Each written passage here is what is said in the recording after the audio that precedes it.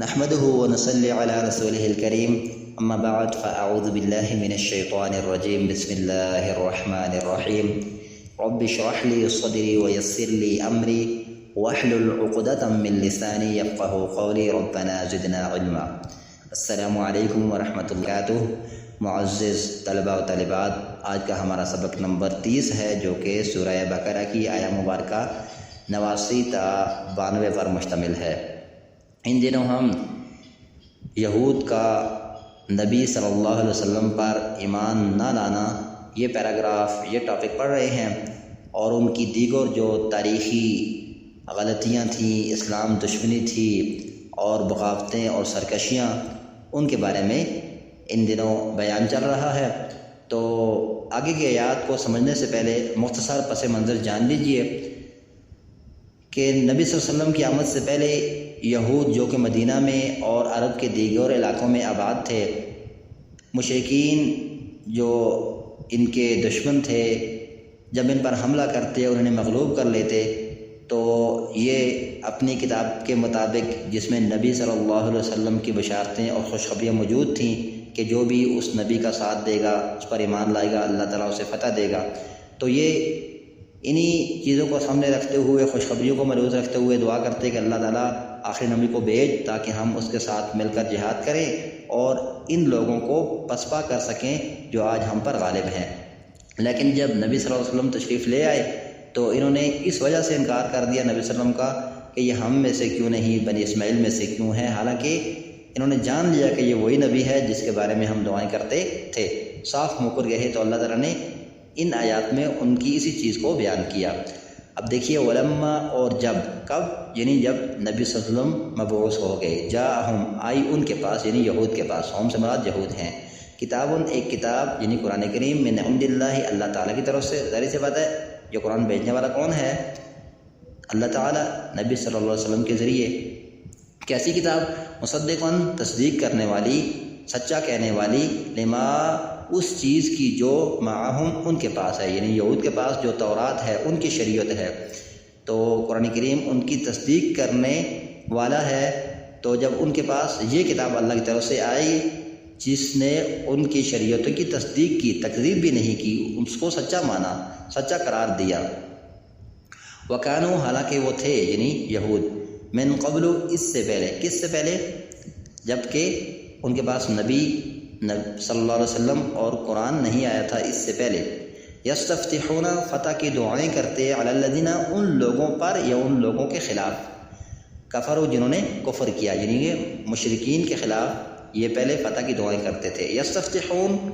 کا مادہ فاتح ہے، فتح کا معنی غلبہ اور فتح کامیابی، کامرانی، اور واو نون آخر میں جو وارد ہوا ہے جمع کے لیے، اور شروع میں جو یا ہے یہ مضارع کو ظاہر کر رہا ہے، اور سین تا جو پہلے وارد ہوا ہے فتح سے، اس کا مطلب کیا ہے؟ چاہنا، طلب کرنا، دعا کرنا۔ حالانکہ وہ تھے اس سے پہلے فتح کی دعائیں کرتے، غلبے کی دعائیں کرتے کافر لوگوں کے خلاف، یعنی کہ یہود چاہتے تھے کہ اللہ تعالیٰ آخری نبی کو بھیج تاکہ ہم ان مشرکین پر غالب آ سکیں جو تیری کتابوں کو نہیں مانتے، تیرے انبیاء کو نہیں مانتے، جو ہم پر بار بار حملے کر رہے ہیں، ہمیں شکست دے رہے ہیں۔ فلما، پھر جب، جاءہم، آ گئی ان کے پاس، ما، وہ چیز کے، عرفو، انہوں نے پہچان لیا، بہی، جس کو، یعنی کہ ان کو پتہ چل گیا کہ یہ وہی نبی اور وہی کتاب ہے جس کا ذکر ہماری کتابوں میں ہے، جس کی ہم دعائیں کر رہے تھے، تو کیا ہوا؟ بجائے ماننے کے، کفروا بہی، انہوں نے کفر کر دیا اس کے ساتھ۔ فلعنت اللہ، پس لعنت ہے اللہ تعالیٰ کی، کس پر؟ علی الکافرین، ان کافروں پر۔ الف لام کی وجہ سے ترجمہ کیا کیا گیا ہے؟ ان کافروں پر، یا ایسے کافروں پر جو جان بوجھ کے کیا کریں؟ انکار کر دیں۔ کس وجہ سے؟ کہ یہ ہم میں سے کیوں نہیں۔ یہاں پر بات تو آپ کو یقیناً سمجھ آ گئی ہوگی، لیکن ہم جو تفسیر طبری میں عبداللہ بن عباس کی تشریح ہے اس کو بھی واضح کر دیں۔ فرماتے ہیں عبداللہ بن عباس کے 3 ہمارے اشخاص ان یہود کے پاس گئے، جن میں سے ایک تھے معاذ بن جبل، اور دوسرے بشر بن معرور، اور تیسرے ابن سلمہ، اور جا کر بنو نذیر جو یہود کا ایک قبیلہ تھا جس کے بارے میں پچھلے ہم پڑھ چکے ہیں، کہنے لگے ان سے کہ تم تو پہلے دعائیں کرتے تھے کہ یہ نبی آئے، تم نے اس کو پہچان بھی لیا، اب یہ نبی جب آ گیا تم نے اس کا انکار کیوں کر دیا؟ تم تو ہمیں بتایا کرتے تھے۔ تو ان کے ایک شخص جس کا نام تھا سلام بن مشکم، اس نے صاف انکار کر دیا کہ یہ وہ نبی نہیں ہم جس کا کہتے تھے، یہ اور نبی ہے، لہذا ہم اس کو ماننے والے نہیں ہیں۔ تو تب یہ اللہ تعالیٰ نے آیتوں اتاری، اور جب ترجمہ دیکھیے، آئی ان کے پاس ایک کتاب اللہ تعالیٰ کی طرف سے تصدیق کرنے والی، اس چیز کی، اس شریعت کی، تورات کی جو ان کے پاس ہے۔ حالانکہ وہ تھے اس سے پہلے فتح کی دعائیں مانگتے کافر لوگوں کے خلاف، پھر جب آ گئی ان کے پاس وہ چیز، انہوں نے جس کو پہچان لیا تو انہوں نے اس کا انکار کر دیا۔ تو اللہ کی لعنت ہے ایسے کافروں پر۔ کیا مطلب ہے کہ اللہ تعالیٰ دنیا میں ان کو ہدایت سے اور آخرت میں جنت سے محروم رکھے گا۔ کیوں؟ اس لیے کہ جان بوجھ کے یہ ایک چیز کا اس لیے انکار کر رہے ہیں کہ یہ ہمارے اندر کیوں نہ اتاری گئی، ہمارے اندر نبی کیوں نہ اٹھایا گیا محمد صلی اللہ علیہ وسلم کے متعلق۔ پھر آگے دیکھیے، بئس ما، کتنی بری ہے وہ چیز کہ اشتراؤ، انہوں نے بیچ ڈالا، بہی، جس کے بدلے، انفسہم، اپنے آپ کو، اپنی جانوں کو۔ کون سی وہ بات ہے جس کے بدلے میں انہوں نے اپنے آپ کو بیچ ڈالا؟ ان یکفروا، یہ کہ انہوں نے کفر کیا، یا یہ کہ وہ کفر کرتے ہیں، بما، اس چیز کا جو انزل اللہ، اللہ تعالیٰ نے اتاری، بغیاً، سرکشی کی وجہ سے، بغاوت اور ضد کی وجہ سے۔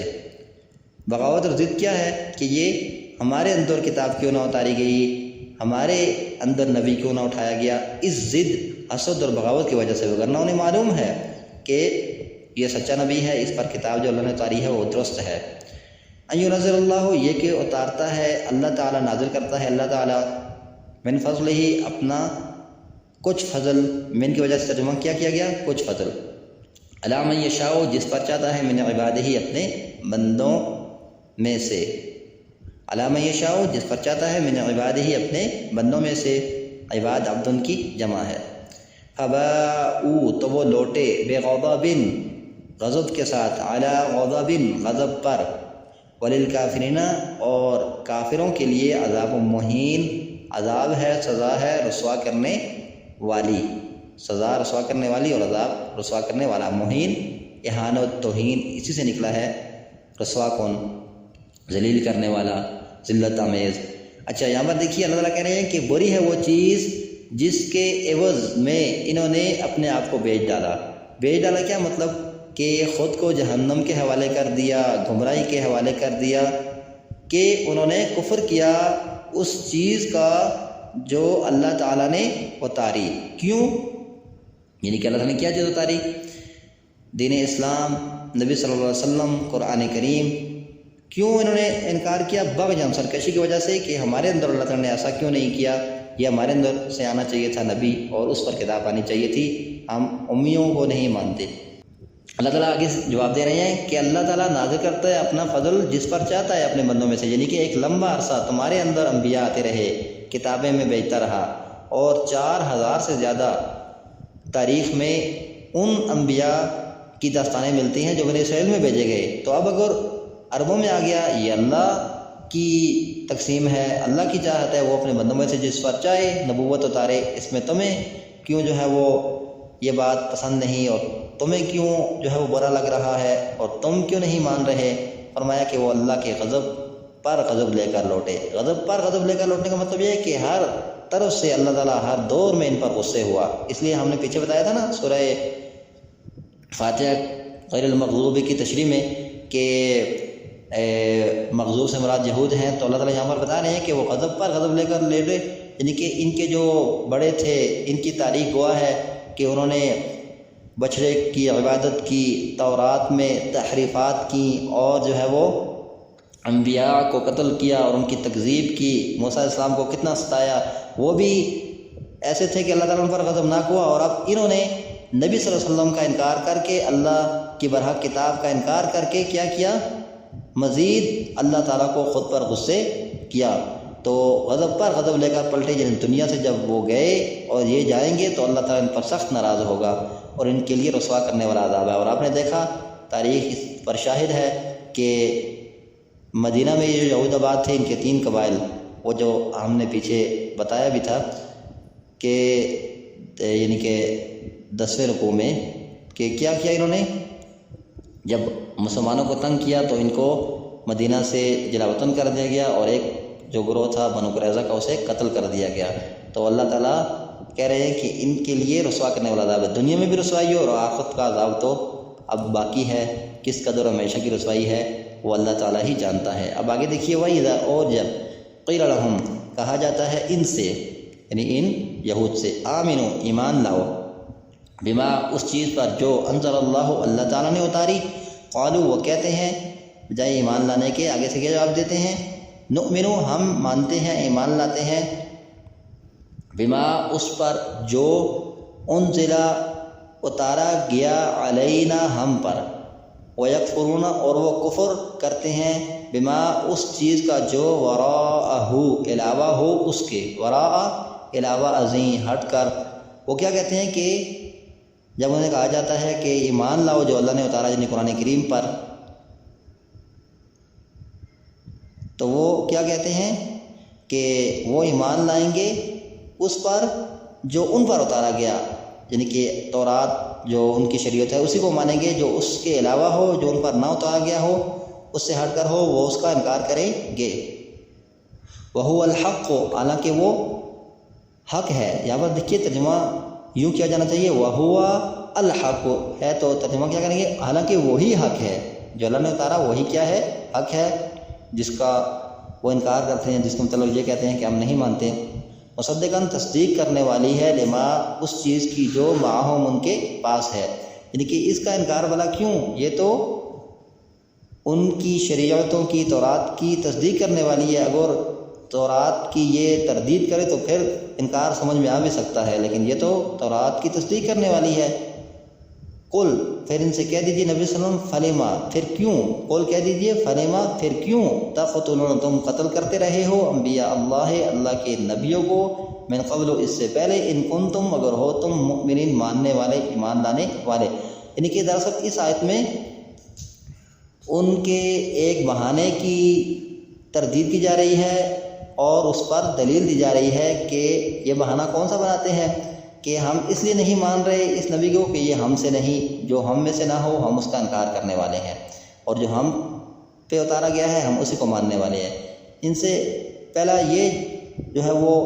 شیئر کیا گیا معاملہ کہ تمہارے انکار کی وجہ کیوں ہے، کیا ہے، کیونکہ یہ تو تصدیق کرنے والا ہے تمہاری کتاب کی، اور دوسرا یہ کہ اگر یہ مانے کہ تم اپنے ہی نبی کو مانتے ہو اور اسی کے مکلف ہو اور اپنی ہی شریعتوں پر چلنے والے ہو، تو پھر یہ بتاؤ کہ تاریخ میں تمہارے آباء و اجداد انبیاء کو قتل کیوں کرتے رہے ہیں، حالانکہ وہ انبیاء تو تمہیں تورات کی طرف بلا رہے تھے، اور جو ہے وہ تورات میں واضح طور پر اللہ کا حکم موجود ہے کہ انبیاء کی بات مانو، اس کی تکذیب نہ کرو اور ان کے پیچھے چلو، ان کو قتل نہ کرو، تو تم جو ہے وہ تمہارے بڑے کیا کرتے رہے، بالکل تورات کے خلاف چلتے رہے، تو یہ تمہارا کیسا ایمان ہے، پھر تم نے اللہ کے نبیوں کو اس سے پہلے قتل کیوں کیا اگر تم واقعی اپنی شریعتوں کو ماننے والے ہو تو۔ پھر ایک اور جو ہے وہ جواب دیا گیا ان کے اسی ضمن میں، وَلَقَدْ جَاءَكُم مُوسَىٰ بِالْبَيِّنَاتِ، اور یقیناً آئے تمہارے پاس موسیٰ علیہ السلام کھلے دلائل لے کر، ثُمَّ، پھر اتَّخَذْتُم، تم نے بنا لیا، العجلہ، بچڑے کو کیا بنا لیا، معبود بنا لیا، من بعدہ، اس کے بعد، وَأَنْتُمْ ظَالِمُونَ، اور تم ظالم ہو۔ ظالم کیوں کہا گیا، اس لیے کہ یہ شرک کرنے والے تھے، بچڑے کو پوجنا شرک ہے، ان الشرک لظلم عظیم۔ تو یہاں پر ایک اور بات کہی جا رہی ہے ان کی تاریخ کے حوالے سے کہ موسیٰ علیہ السلام تورات جو لانے والے ہیں، تمہارے پاس وہ اپنی نبوت کی تصدیق کے لیے واضح نشانیاں اور ناقابل تردید دلائل لے کر آئے، تو پھر بھی تم نے کیا کیا، دلائل کون کون سے تھے ان کے پاس، مثال کے طور پر عصا، سانپ بن جانا اس کا، اور ید بیضا، ہاتھ کا سفید ہو جانا، پھر جو ہے وہ سمندر کا شق ہو جانا، پھر من و سلوا کا اترنا، پتھر سے پانیوں کا بہنا، اور پھر مزید کے بادلوں کا برسایا کرنا، اور دیگر کئی فرعون کے دور میں جو ان کو طوفان، ٹڈیوں، جوؤں، مینڈک اور دیگر خون وغیرہ کے دلائل دکھائے گئے۔ تو یہ سب کچھ دیکھنے کے بعد تم نے کیا کیا، بچڑے کو معبود بنا ڈالا، تو کیسا تمہارا تورات پر ایمان ہے، اصل میں تم ماننے والے لوگ نہیں ہو، تم ہو ہی ظالم، اس لیے دراصل تم انکار کر رہے ہو اگر تمہارا یہ دعویٰ درست ہو تو پھر تم نے صاحب تورات موسیٰ اور اس کے بعد کے انبیاء کو کیوں جھٹلایا، ان کو قتل کیوں کیا؟ سبحانک اللہم و بحمدک